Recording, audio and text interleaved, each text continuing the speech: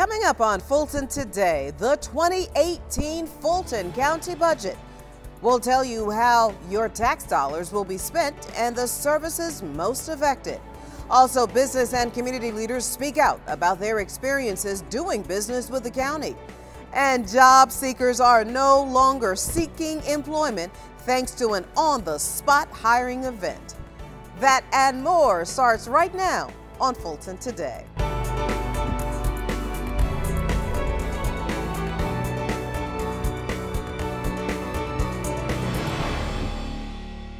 Welcome to Fulton Today, everybody. I'm Shania Chavis-Rucker. Fulton County is one step closer in addressing the mass transit needs of the county, and officials got some important input from residents. And though officials hosted a number of these public input meetings all over the county, some of the concerns were the same. FGTV's Brian Robinson joins us now with more. Shania, residents in North and South Fulton arrived in droves to hear and see the progress the county is trying to achieve in moving Fulton forward. Lanes on these roads that are already in complete gridlock. These Fulton County citizens are fed up with traffic. It's why large crowds in North and South Fulton made their way to the mass transit open houses the county and its transit partners hosted in hopes of hearing how the constant nuisance plans on being solved. It's so important that the recommendations are tailored to what the community wants today and envisions in the future, and really excited by the level of participation and input that we received. Residents were presented and explained the 5 transit options commissioners and the county mayors first saw in December. Those 5 options contain various transit technologies, some of which Atlanta has never seen. I came out here tonight to provide my support for the 1.5 cent plus option because I think connectivity is critical for our community to thrive, and it provides the best option for both North and South Fulton. Various questions and concerns were raised. How will traffic congestion be eased? Will there be more jobs?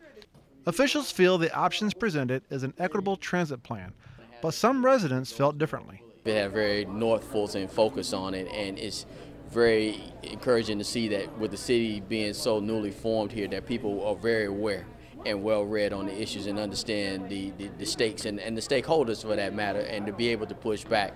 Though everyone may not agree with the options presented, the overall feeling is residents are appreciative of the work being done to solve the problem.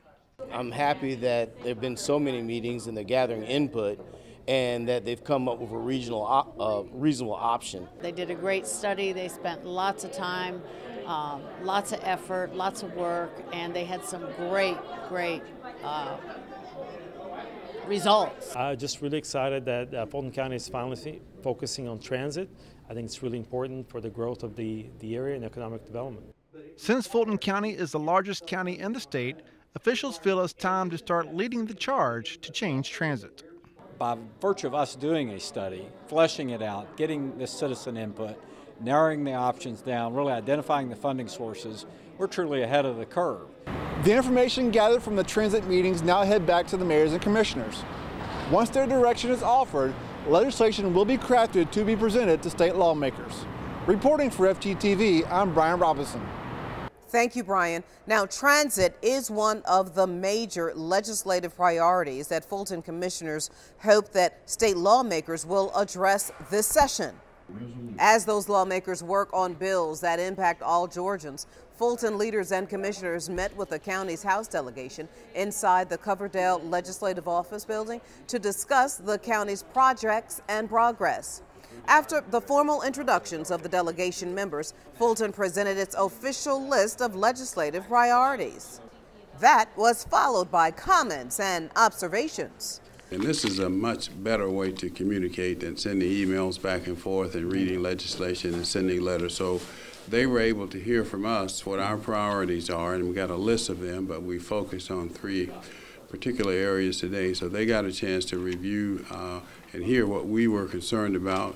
They asked some very pertinent and probing questions, which we're going to have to address. So overall, I would say I'd give the meeting an A+. We always have good dialogue, and we've got a lot of important issues that we need to work together with them on. with our assessment issues and our transit programs especially, but we talked about other issues such as behavioral health and just a general communication between the cities, the legislature and the county, how we can work together. So we represent the same folks, and it's really great that we have the good working relationship that we do with our legislators. Fulton leaders expressed how they are focused on improving the county's tax assessment system, addressing transit needs, and strengthening opioid abuse prevention protections. Now be sure to stay tuned to FGTV for the latest from the 2018 Georgia legislative session. And now the latest on the 2018 budget. The vote is open. Fulton commissioners approved the new spending plan for the year after hearing from residents during public comment. Fulton County takes care of their seniors, and we thank you for it. And after a number of amendments and discussion, the official budget was passed. The motion passes, 4 yeas, 3 nays. Fulton commissioners amended the proposed budget to include additional services totaling over $1.7 million. That amended funding did include senior services. The chief financial officer gave a recommendation on how the county could absorb those amendments. To offset the $1,795,240, I would recommend that you pull that, that you reduce the reserve for elections and startup reserve for pay for performance by a similar amount, and that we monitor it and review it at the mid-year point to see if we need to restore any of the funding for that reserve based on any special election requirements, and that we also monitor the revenue generated through the state court based on increased prosecutorial efforts out of the Solicitor General's office. Now you can view the entire budget discussion all this week on the rebroadcast of the Board of Commissioners meeting right here on FGTV, and you can hear the commissioners react about the 2018 later in our district by district coverage. Fulton residents seeking employment put their best foot forward trying to secure a job thanks to a county on-the-spot hiring job fair. FGTV's Felicia Church explains. I get a job and a picture.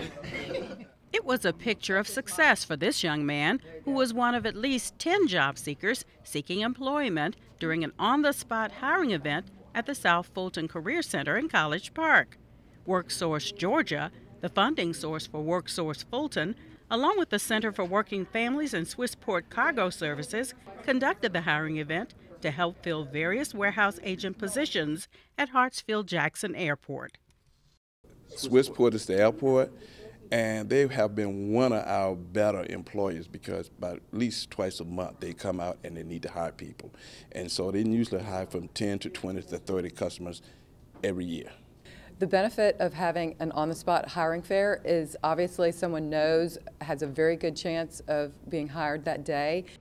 Unlike job fairs where companies have job seekers go online to fill out a resume, companies at hiring events come prepared, as the name suggests, to hire on the spot.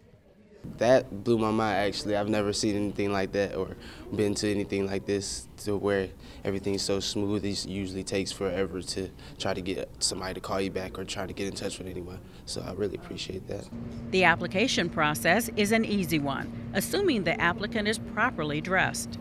The first step is passing Fulton County's pre-screening process, which involves completing an online profile and possessing 3 pieces of verifiable identification. Step 2 is the orientation process to learn more about the job applied for. Step 3 is the interview process, and if still interested, Step 4 is the job offer, contingent on a background check and drug test required for working at the airport. Because many of the applicants do not have internet access, spreading the word about hiring events harkens to a time that seems so long ago. We go out in the community and we actually hand out flyers, we knock on doors, we go to churches. Traditional old school ways actually work. We want to connect with the people. A lot of people are not, don't have internet accessibility, so their opportunity for knowing about these things in our community are limited.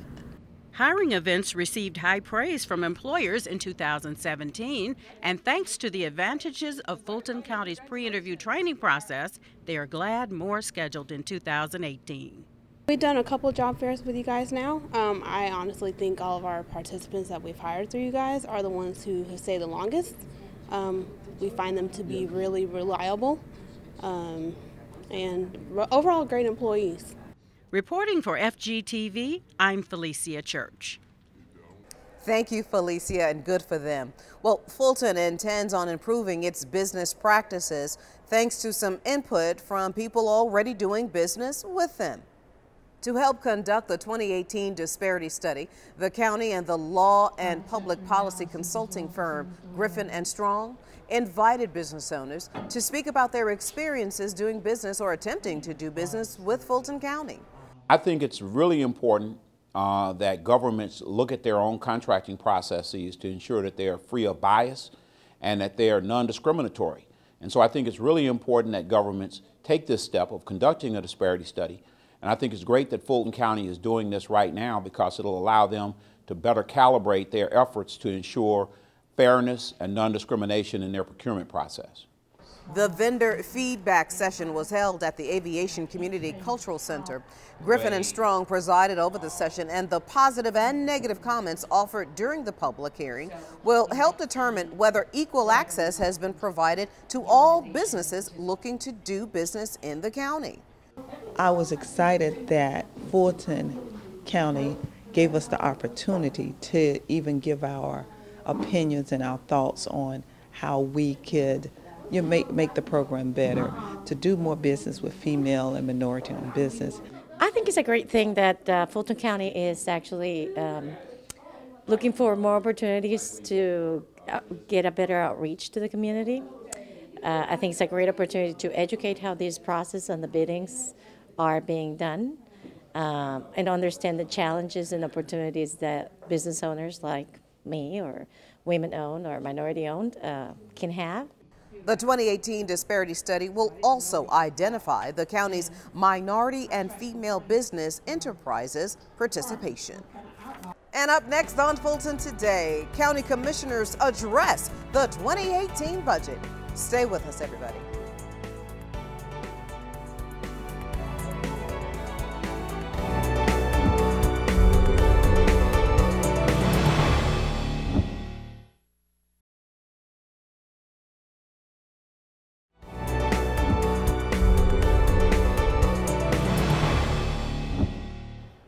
As we shared with you earlier in the show, Fulton commissioners take up the issue of the 2018 budget.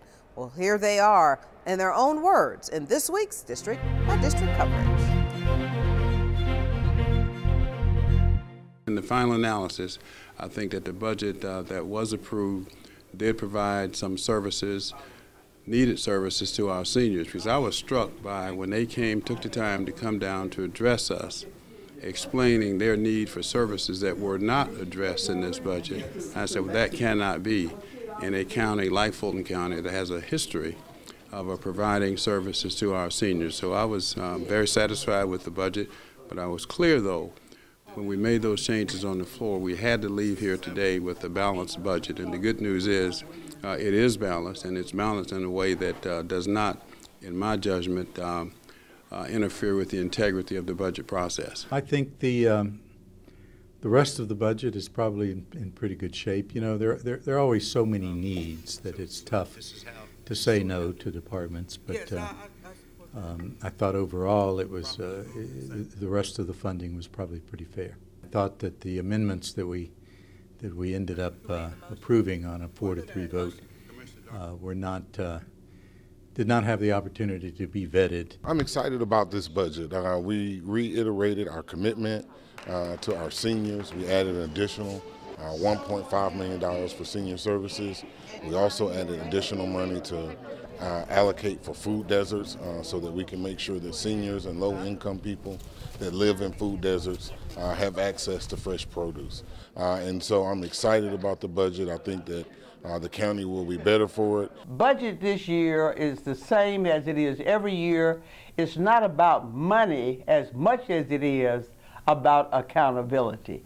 And we are very, very pleased that while we are not where we want to be, we are moving in Fulton County in the direction of evaluating our budgets, not at the beginning of the year, but at the end of the year, to see whether or not, in fact, we had the kind of impact upon all the people of Fulton County, including our most vulnerable populations, that we had anticipated.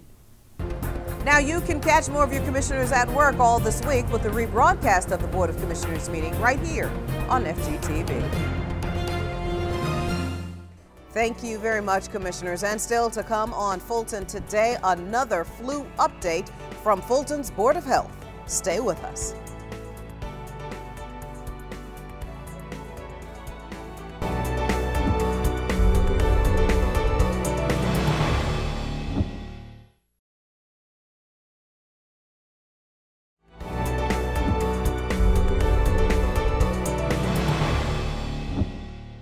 We've got an update now on a story we recently shared with you. By now, you've probably heard just how bad this flu epidemic is around our country. And as the largest county health department in the state, Fulton is offering its flu vaccine at 6 of its 8 health centers.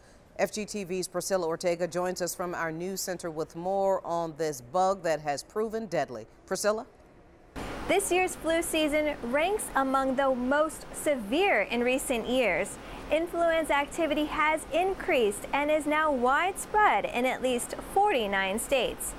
According to the CDC, by the middle of January, there were 12 additional flu-related deaths among children in Georgia, bringing the total for this season to over 30 deaths in the country, and doctors believe more could come.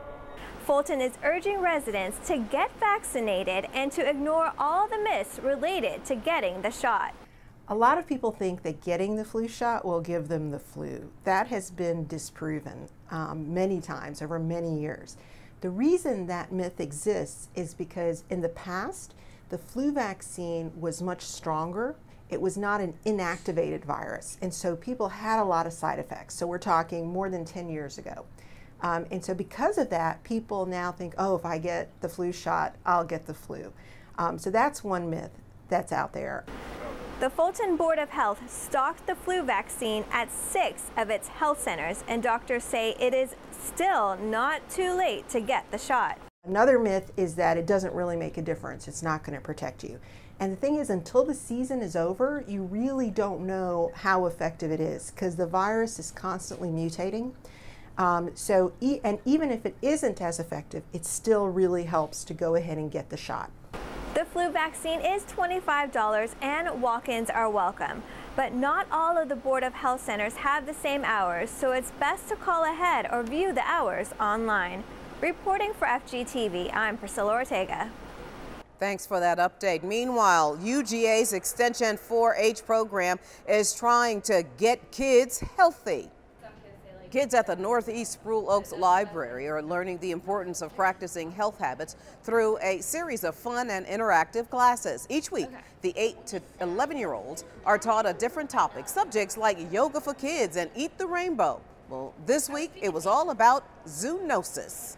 Zoonosis is a disease that can affect both people and animals, and such as salmonella, E. coli, and influenza, and it's really important for kids to know, especially during this time of year when they're not washing their hands properly, that they can infect both people and animals.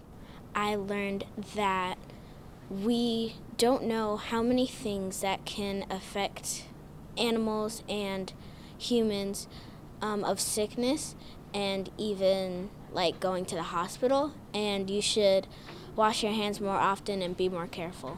There is different types of zoonosis. There's influenza, there's also salmonella, and there's also E. coli. So you should definitely come for our Healthy Kids program. Today was just the first one of the series. We'll have another one in February and going all through May. And you should come for our yoga classes. We have kids yoga classes. Classes are once a month but require registration. Email laura.huffner@fultoncountyga.gov. And speaking of the Board of Health, as mentioned, it is the largest health department in the state, and they're used to taking care of thousands of employees. Well, now they're telling each other kudos for a job well done. In an effort to recognize staff who go above and beyond to provide excellent service to residents who visit the health centers, the Board of Health and its director have created an awards recognition program. The program is designed to both motivate high performance and boost employee morale. We established the Value Champion Awards based on our district health director, Dr. Kathleen Toomey, wanting to acknowledge and recognize those that are really living and working with our values that we've established for the agency. And so this is our way of celebrating and recognizing those that are excelling in those areas of our core values. Though employees nominate their peers for the awards recognition, by all means, if you have a great customer service experience at the county health center, the board wants to know about it. Kizzy Lewis is the contact person with the Board of Health and welcomes comments and suggestions. And still to come, find out how this four-legged furry friend is helping children. Stay with us.